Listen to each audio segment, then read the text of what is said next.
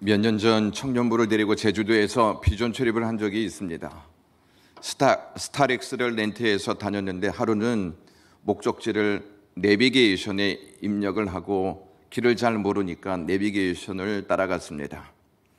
내비게이션을 따라 운전을 하고 가다 보니까 비좁은 외길로 자꾸 안내를 하는 것입니다. 이상하다는 느낌을 받았지만 길을 모르니까 조금만 가면 넓은 길이 나오겠지 하는 마음에 안내해 주는 길로 따라갔습니다. 그런데 길이 점점 넓어지는 것이 아니고 좁아지는 것이었습니다. 더 이상 앞으로 갈 수가 없었습니다. 멈춰 서고 말았습니다. 차에서 내려보니 후진이 아니면 나갈 수 없는 상황이었습니다. 그 길이 얼마나 비좁았느냐면 조금만 잘못 후진하게 되면 경사진 곳으로 떨어질 수밖에 없는 곳이었습니다. 불길한 생각이 딱 들어서 일단 청년들을 다 차에서 내리게 한 후에 조심스럽게 후진으로 나갔습니다. 그것도 한 번에 나간 것이 아니고 여러 번 멈춰 섰다가 가까스로 어렵게 그 길에서 벗어날 수 있었습니다. 그 일을 경험한 후에 길의 중요성이 얼마나 중요한지, 길을 잘못 안내하는 경우에 어떠한 결과가 닥치는지를 깨닫게 되었습니다. 10월 마지막 주일이 무슨 주일인지 아십니까?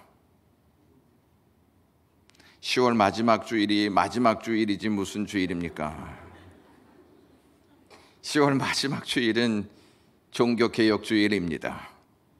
저는 이맘때 종교개혁의 5가지 주제인 내용을 가지고 시리즈 설교를 계속할 예정입니다. 종교개혁은 끝난 것이 아니라 지금도 진행 중이며 앞으로도 지속되어야 하기 때문입니다.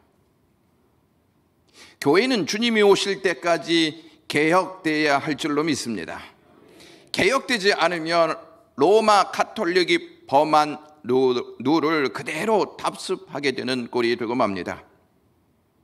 이 시간 우리가 물어야 할 내용이 있습니다. 개혁의 대상은 누구이냐 하는 것입니다. 또한 누가 먼저 개혁되어야 하느냐 하는 것입니다. 개혁의 대상은 물론 교회입니다. 그런데 우리 역시 성령의 전인고로 교회입니다. 그러므로 우리 자신이 먼저 개혁되어야 합니다. 종교개혁은 16세기에 일어난 혁명과도 같은 운동이었습니다. 종교개혁은 사회 구조, 가치관, 문화 현상 전반에 걸쳐 변화를 가져왔습니다. 결과적으로 정치, 사회, 문화 여러 방면에 커다란 영향을 끼쳤습니다. 그리고 현대 시민사회의 형성, 민주주의의 발전 등에도 지대한 영향을 주었습니다. 당시 유럽의 종교는 기독교였습니다. 그러므로 교회가 모든 분야에 영향을 미치고 있었습니다.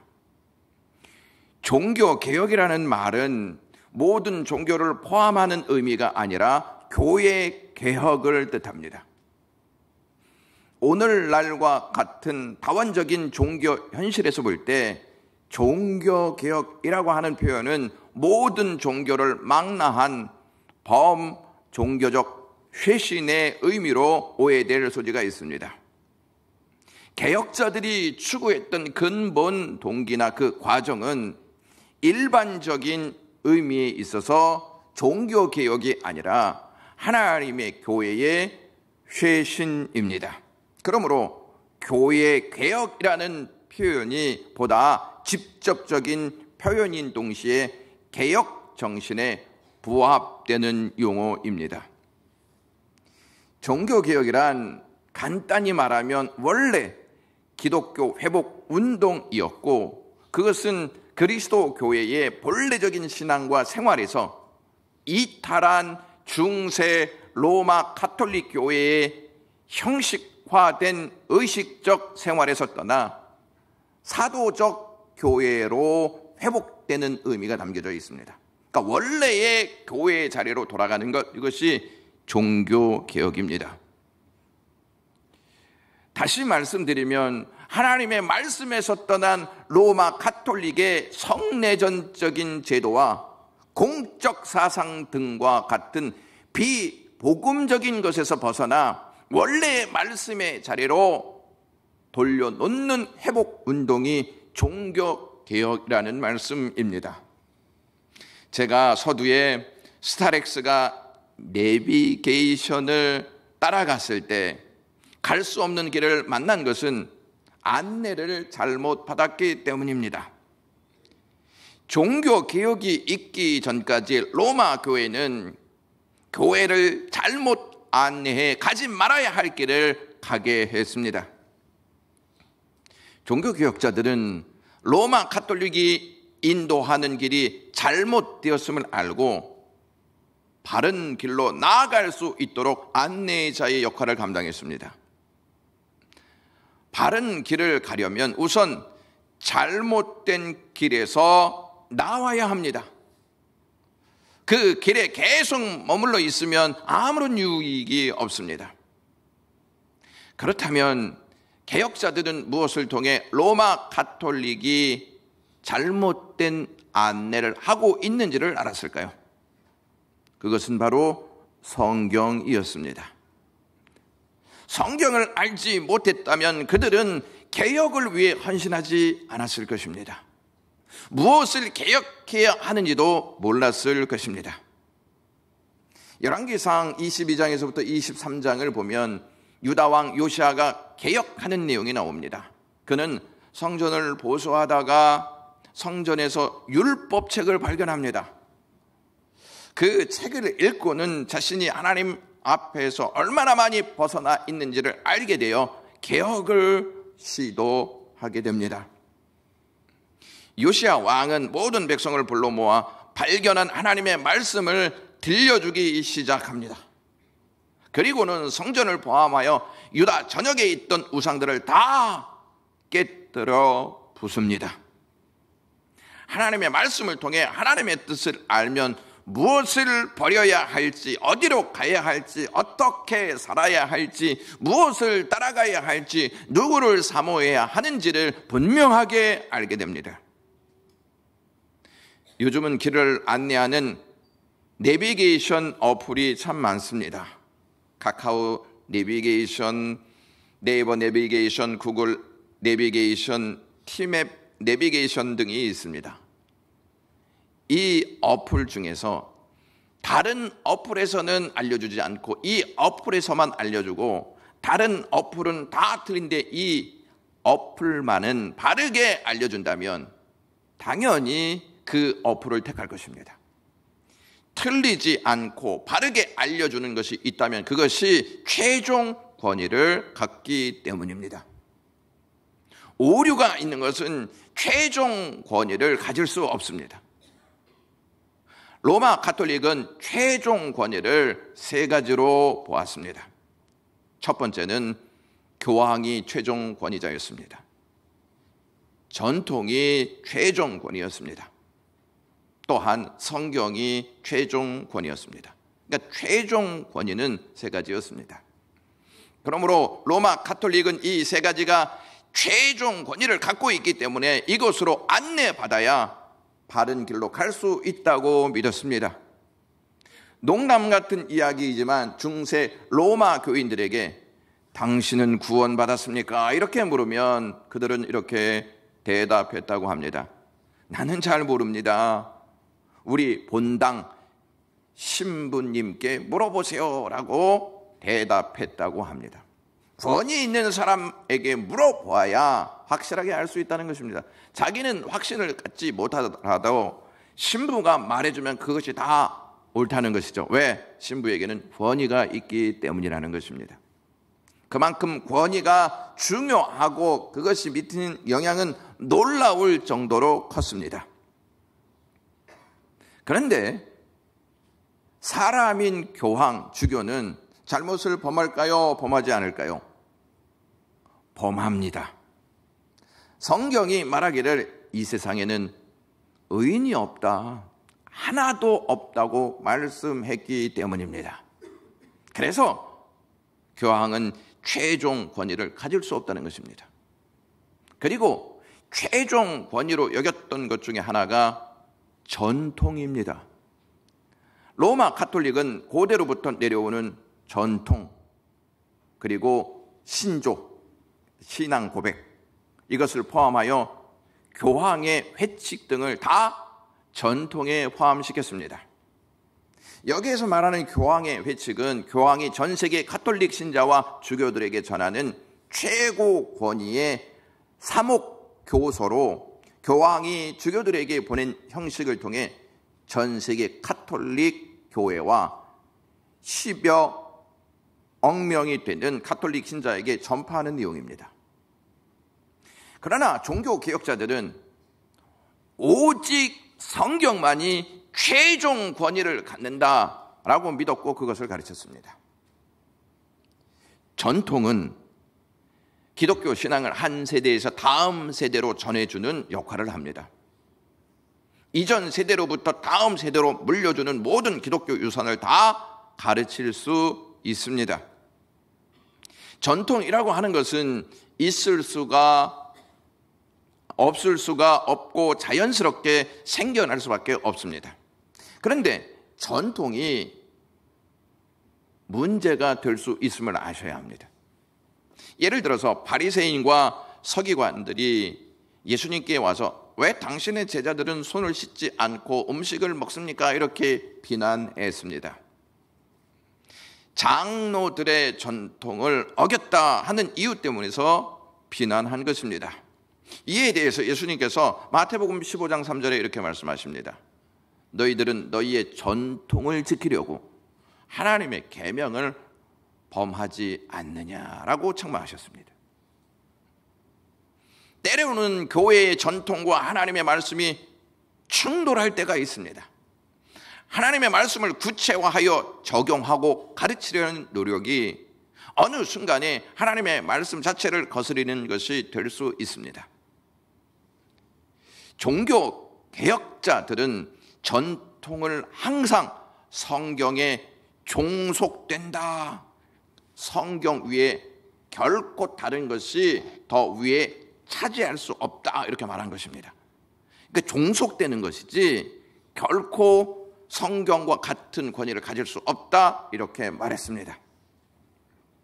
이에 로마 가톨릭은 종교 개혁자들이 오직 성경을 말하는데 이건 너무 지나치다, 편협한 주장이다, 이렇게 여겼습니다. 여러분들은 성경을 사랑하십니까? 크지 않는 이유를 저는 잘 압니다. 성경이 우리 손에 들어오기까지 어떤 과정을 거쳤는지 여러분 아십니까? 이 과정을 보시면 우리가 성경을 얼마나 사랑해야 하는지 좀 더 분명하게 알 수 있습니다. 종교 개혁이 일어날 당시까지만 하더라도 평신도는 성경을 가질 수 없었습니다. 따라서 성경을 읽지도 못했습니다. 성경을 읽지 못했던 평신도들은 신부가 하는 말만 듣고 따를 수밖에 없었습니다. 신부가 하는 말이 곧 성경이라고 믿었습니다. 종교개혁은 성경을 읽고 성경을 연구하는 자들로부터 시작되었다는 점을 아셔야 합니다. 예수님이 탄생하신 313년 이후에 콘스탄티 황제라고 하는 사람이 밀라노 칙령을 내렸습니다. 기독교를 인정한 것입니다. 그 전까지는 기독교가 로마로부터 심한 박해를 받았습니다. 인정받지 못한 종교였습니다. 313년부터 기독교가 공인되었기 때문에 기독교를 믿는 것이 자유롭게 되었습니다. 그러다 보니까 기독교와 관련된 많은 책들이 시중에 나오기 시작했습니다. 그런데 그 책 중에는 이단적인 책들도 나왔고 예수님에 대해 명확히 설명하지 못하는 책들도 많이 나왔습니다. 그래서 목회자들이 이렇게 두면 기독교가 정체성을 잃어버리게 된다 하는 것을 깨닫고 정말 읽어야 하는 책들을 특정하도록 여러 차례 회의를 통하여서 397년에 신약 성경 27권을 결정했습니다. 구약은 이미 39권이 결정되어 있었던 상태였습니다. 성경을 확정한 기준은 예수님을 본 사도들이 썼는가? 예수님을 잘 증거하는 책인가? 예수님의 복음을 정확하게 담고 있는 책인가? 여기에 따라서 27권 신약 성경을 결정하였습니다. 그러다가 405년에 동로마와 서로마가 이렇게 분열이 됩니다. 그 전까지 통합되어 있던 이 땅에는 콘스탄티노플이 수도였습니다. 그러니까 콘스탄티노플을 중심으로 해서 교회가 막 일어났고 확장되었습니다. 분리되지 않았습니까? 그래서 이제 교회의 중심이 로마로 옮겨지게 됩니다. 로마로 옮겨지기 전까지 성경은 대부분 헬라어였습니다. 왜? 콘스탄티노플 중심으로 해서 언어가 헬라였기 때문이었습니다. 이제 교회의 중심이 로마로 바뀌니까 라틴어를 쓰기 시작했다는 것입니다. 그래서 교황 다마수스라고 하는 사람이 제롬에게 성경을 라틴어로 번역해 주시오 이렇게 요청했습니다. 그래서 이 제롬이 헬라어 성경을 라틴어로 번역합니다. 그 성경책이 불가타 역입니다. 지금 화면에 보시면 이 성경입니다. 불가타라는 말이 보통의라고 하는 뜻으로 보통 로마 사람이 쓰는 말로 번역하였다는 뜻입니다. 그런데 안타깝게도 불가타역 자체가 문제가 있었던 것이 아니라 이후 로마 교회가 막 커지면서 큰 힘을 갖게 되니까 라틴어 성경 이외의 성경을 다른 말로 번역하지 말라 하는 금지령을 내립니다.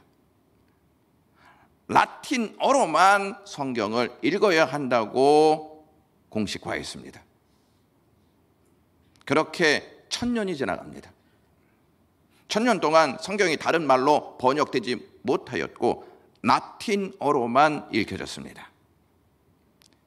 여러분, 이 라틴어는 옛날 말이기 때문에 프랑스 사람이 읽을 수도 없고 영국 사람이 읽을 수도 없고 독일 사람이 읽을 수도 없었습니다.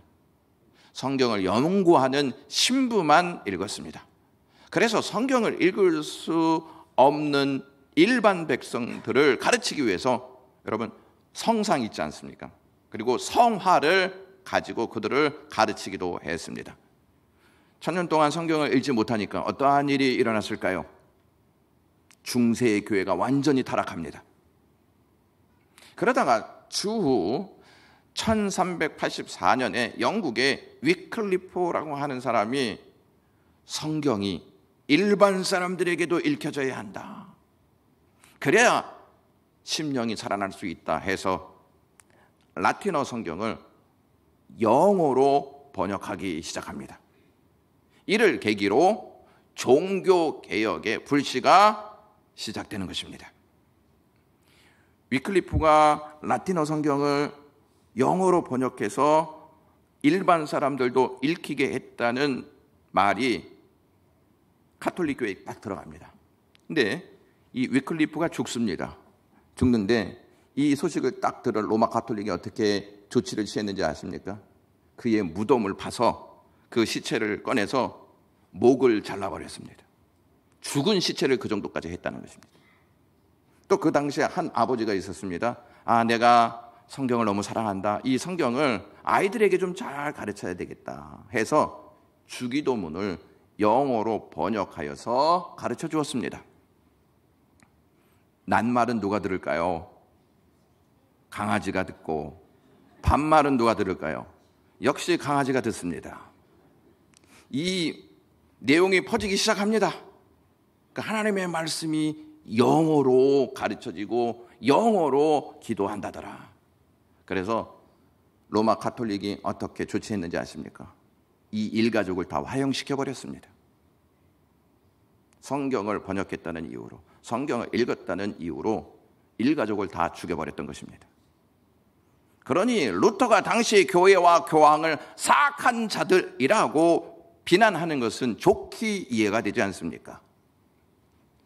종교개혁을 일으켰던 이 루터가 라틴어 성경을 헬라어로 번역합니다.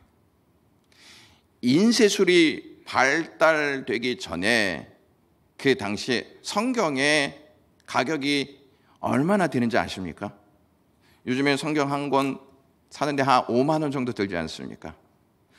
구약 성경이 종이로 인쇄되기 전에는 양피지, 양의 가죽으로 기록되었습니다. 그러니까 구약 성경을 쓰려면 양 몇 마리가 필요할까요? 양 100마리가 필요하다고 합니다. 그리고 신약 성경을 양피지로 쓸 때 양 40마리가 필요하다고 합니다. 중세 시대에 독일의 화폐로 성경이 60굴덴 정도 나갔다고 합니다.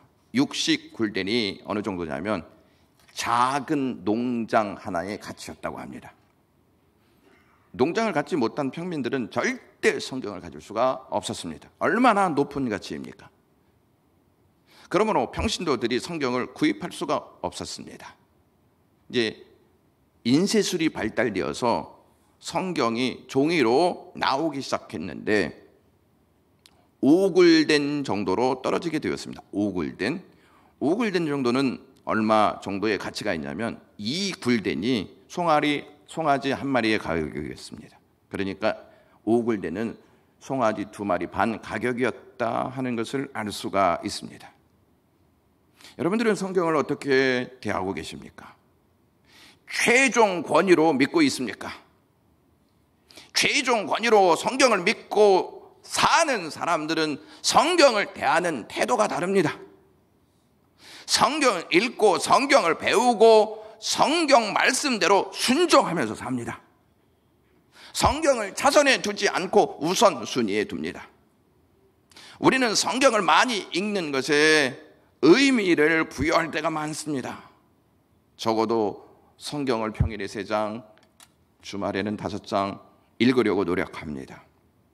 이렇게 성경을 읽은 다음에 성경을 덮으면서 오늘 나의 의무는 다 끝났다, 이러한 생각을 하기까지 합니다. 이러한 우리에게 경종을 울리는 말이 있습니다. 청교도 목회자였던 토마스 왓슨 목사님이 이런 말을 했습니다. 마음이 따뜻해질 때까지 성경 읽기를 쉬지 마십시오. 그것이 당신에게 정보를 제공할 뿐만 아니라 당신에게 불을 지피도록 하십시오. 바르게 읽는 것도 많이 읽는 것도 중요하지만 성경이 나에게 무슨 말씀을 하시는지를 깊이 묵상하고 말씀이 머리에만 있지 않고 가슴으로 내려올 수 있을 때까지 계속 읽으라는 내용입니다. 더 적은 것이 더 많을 수도 있습니다. 오늘 본문은 예수님께서 38년 된 병자를 고치신 이후에 안식일에 그 병자를 고치셨다는 이유로 유대인들로부터 박해를 받는 상황 가운데에서 하셨던 말씀입니다. 예수님이 유대인들에게 너희가 영생을 얻으려고 성경을 상고하면서 성경이 말하는, 성경이 증언하는 나를 배척하고 있다, 이렇게 말씀하셨습니다. 유대인들은 성경을 읽었습니다. 성경을 연구했습니다. 그런데 성경이 약속한 메시아를 믿지 않았습니다. 그들의 머리에는 성경이 있을지 모르지만 그들의 가슴에는 성경이 없었습니다. 이 시간 저와 여러분들이 자문해야 합니다. 내 머리에는 성경이 있는데 내 가슴에는 성경이 있는가 하는 것입니다. 예수님이 38절에 현대인의 성경으로 읽어드리겠습니다. 또 그분의 말씀을 마음속에 간직하지도 못한다. 그것은 그분이 보내신 자를 너희가 믿지 않기 때문이다. 가슴에 성경이 없으니까 예수님을 믿지 않고 있다는 것입니다. 성경의 주제는 오실 예수님, 오신 예수님이십니다. 그러므로 우리는 성경을 통해서 하나님이 약속하신 예수 그리스도를 보아야 하고 예수 그리스도를 믿어야 하고 예수 그리스도를 따라가야 하는 줄로 믿습니다. 예수님이 다시 39절에 우리에게 이렇게 말씀하십니다. 너희는 성경에서 영원한 생명을 얻는 줄로 생각하고 성경을 부지런히 연구하고 있는데 바로 이 성경이 나를 증거하고 있다. 그리고 다시 46절에 이렇게 말씀하십니다. 너희가 정말 모세를 믿었다면 나를 믿었을 것이다. 이것은 모세가 나에 관해서 기록했기 때문이다. 유대인들은 누구보다도 모세를 위대한 선지자로 여겼습니다. 그런데 그가 예수 그리스도에 대해서 기록했다는 사실을 깨닫지 못하고 있었습니다. 그들은 성경을 읽으면서도 성경이 증거하는 예수 그리스도를 보지 못했습니다. 그 결과 그들은 눈으로 똑똑히 볼 수 있게 예수 그리스도가 그들 앞에 있었지만 믿지 않았고 오히려 예수님을 배척의 대상으로 삼았습니다. 예수 그리스도를 배척한다는 것은 하나님을 배척한다는 것이고 하나님을 사랑하지 않다는 뜻입니다. 그리고 성경을 거부하는 행위를 뜻합니다. 성경은 우리를 오직 예수로 가게 하고 그 오직 예수가 참된 구원자임을 바라보게 하고 우리의 공로가 아니라 오직 믿음과 오직 은혜로 구원받게 된다는 진리를 깨닫게 합니다. 또한 우리의 삶의 목적을 오직 하나님께 영광을 돌리는 데 두게 한다는 사실입니다. 그러므로 우리는 성경을 통해 오직 예수 그리스도, 성경을 통해 오직 믿음, 성경을 통해 오직 은혜, 성경을 통해 오직 하나님께 영광을 돌리는 삶을 살아야 한다는 다짐을 계속해야 한다는 것입니다. 루터가 논문 속에서 이러한 말을 했습니다. 그리스도께서는 모든 그리스도인이 다 하나님의 가르침을 받아야 한다고 요구한다. 요한복음 6장 45절인데요. 선지자의 글에 그들이 다 하나님의 가르침을 받으리라 기록되었은즉 아버지께 듣고 배운 사람마다 내게로 오느니라. 그러니까 성경을 깨닫고 성경을 아는 사람들은 다 예수님께로 온다는 말씀입니다. 그런데도 모든 성도가 성경 읽는 것을 수용하지 않고 방해하는 이들은 진실한 그리스도인이 아닐 수 있으며 또한 하나님의 가르침을 믿지 않고 올바른 이해를 갖지 못할 수도 있습니다. 한편 보통 사람도 참된 이해를 가질 수 있습니다. 그러니까 목회자도 잘못된 이해를 할 수 있고 일반 성도는 참된 이해를 할 수도 있다는 것인데 예수 그리스도를 알면 성경을 바르게 이해한다는 뜻입니다. 여러분들은 누가 악인이라고 생각하십니까? 나에게 해를 준 사람이 악인입니다. 도덕과 윤리적으로 사회에 무리를 일으킨 사람이 악인입니다. 이렇게 말할 것입니다. 물론 그들이 다 악인인 건 사실입니다. 여기에 더해 하나님은 악인을 누구라고 지칭하고 있는지 시편 50편 17절에서 이렇게 말씀합니다. 먼저 개역 개정 성경으로 읽어드리겠습니다. 내가 교훈을 미워하고, 그러니까 성경을 미워하고 내 말을 내 뒤로 던지는 자는 악인이다. 현대인의 성경으로 읽어드리겠습니다. 내가 내 교훈을, 그러니까 성경을 거절하고 내 말을 무시한다면 악인이다. 이렇게 말씀하고 있습니다. 하나님은 하나님의 말씀을 미워하고 그 말씀을 듣고 뒤로 던지며 사는 자들을 악인이라고 말씀합니다. 성경의 가치는 돈으로 환산할 수 없습니다. 성경의 가치는 단데 있지 아니하고 오직 하나님이 말씀하셨기 때문에 그것 자체가 가치라고 하는 것입니다. 하나님의 말씀인 성경은 하나님이 말씀으로 세상을 창조하셨고 말씀이신 그리스도가 이 세상에 오셨고 성령은 그리스도의 말씀을 우리에게 생각나게 해주는 구원에 이르게 하는 능력이라고 생각하셔야 합니다. 여러분, 성령이 마가다락방에 임하신 날이 오순절이라는 사실은 다 아실 것입니다. 오순절은 히브리 말로 샤부오트인데 모세가 시내산에서 하나님의 말씀을 받은 것을 기념하는 유대인 명절입니다. 이때 성령께서 임하셨다는 말은 우리가 성령을 통해서 하나님의 말씀을 받는 기회가 찾아왔다는 말씀입니다. 인도에서 귀한 선교 사역을 감당하였던 스테니 존슨 선교사님이라고 하는 분이 있습니다. 매우 경건하였고 그는 늘 말씀에 따라서 삶을 살았던 분이셨습니다. 그런데 어떠한 한 사람이 이 스테니 존 목사님에게 이렇게 물었습니다. 선교사님, 바울이 예수님의 음성을 직접 듣고 아브라함이 하나님의 음성을 직접 들은 것 같이 선교사님도 하나님의 음성을 친히 듣고 사십니까? 이렇게 물었습니다. 그때 이 선교사님이 하는 말이, 아니요, 나는 일생 하나님의 음성을 친히 들은 적이 한 번도 없습니다. 나는 하나님의 음성을 성경을 통해 날마다 듣습니다. 이렇게 말했습니다. 하나님의 말씀이 성경인 것을 믿으며 이 성경을 통해서 말씀을 날마다 간절히 듣고자 하는 믿음이 저와 여러분들에게 있어야 합니다. 종교 개혁의 후예들은 다른 것으로 개혁을 일으키지 않습니다. 오직 성경으로 개혁합니다. 개혁을 변화로 생각하시면 좋을 것 같습니다. 삶 속에 변화가 일어나면 바른 길로 가게 되어 있습니다. 살아가는 것, 살아있다는 것 매우 귀합니다. 그러나 방향이 어디냐가 더 중요합니다. 어느 방향으로 가느냐에 따라서 우리의 운명이 달라지기 때문입니다. 하나님의 말씀에서 벗어나 다른 방향으로 가면 반드시 외딴 곳에 이르게 되고 그곳에서 하나님의 심판을 받게 됩니다. 지금이라도 늦지 않았습니다. 우리가 잘못 운전하여 잘못된 길에 있다면 말씀이 제시한 방향으로 빠져나와야 할 줄로 믿습니다.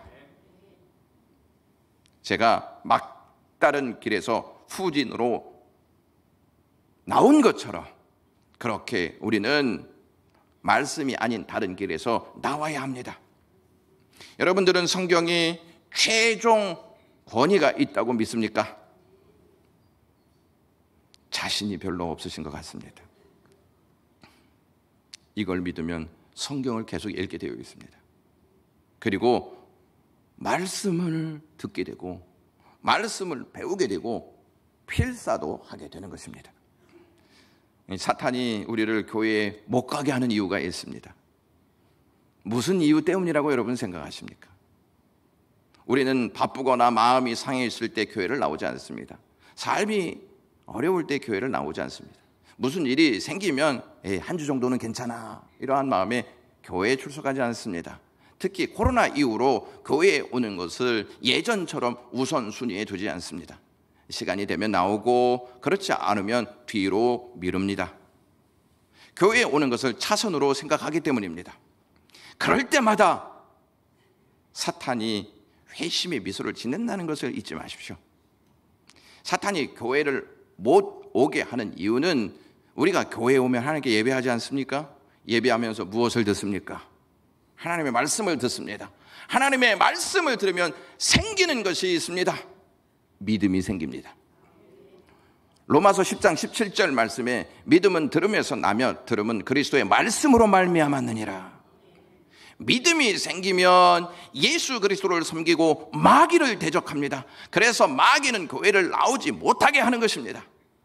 우리가 하나님의 말씀을 듣지 못하면 그리스도를 보지 못하고 그리스도를 보지 못하면 은혜를 구하지 않고 은혜를 구하지 않으면 믿음이 견고해지지 않습니다. 믿음이 생기지 않으면 하나님의 영광을 위해서 살지 않고 사탄의 종노릇 하면서 살게 됩니다. 스펄전 목사님이 내 주께 굴복하라 하는 책에서 이러한 내용을 우리에게 알려줍니다. 한 성도가 시장에서 친구를 만났습니다. 그래서 그 친구가 이 성도에게 이렇게 묻습니다. 자네 꽤 오랫동안 스펄전 목사님의 설교를 들었지? 그러자 그 성도는 물론이지 난 25년째 스펄전 목사님의 설교를 들었어. 이렇게 대답했습니다. 그 친구의 말이 이렇습니다. 그렇다면 자네는 훌륭한 그리스도인이어야 해 라고 말했습니다. 잘 들으셔야 합니다. 이 대목을 스펄전 목사님이 듣고 이렇게 말했습니다. 그 친구가 당신을 가르쳐 자네는 훌륭한 그리스도인이야 라고 말하지 않고 자네는 훌륭한 그리스도인이어야 해 라고 말했다는 거죠. 그 성도는 네, 그 친구는 제게 훌륭한 그리스도인이어야 한다고 말했습니다. 여러분, 이 말씀 속에서 우리가 무엇을 깨달아야 합니까? 25년 동안 들어도 변하지 않았다는 것입니다. 그래서 너는 그리스도인이어야 해 이렇게 말하는 것이죠. 너는 그리스도인이야 이게 아니고 너는 그리스도인이어야 해 라고 말했다는 것입니다. 여러분들은 여러분들의 지인들에게 어떠한 말을 듣습니까? 당신은 그리스도인이어야만 해 라고 하는 말을 듣습니까? 아니면 당신은 그리스도인이야 이렇게 말을 듣습니까? 설교를 정리하겠습니다. 말씀은 반드시 변화를 일으킵니다. 그 변화는 개혁을 가지고 옵니다. 그 안에 저와 여러분들이 있기를 주님의 이름으로 간절히 축원합니다. 기도하겠습니다. 하나님, 오늘도 이 말씀을 들었습니다. 개혁의 주역들이 되게 하시옵소서. 예수님의 이름으로 기도드리옵나이다.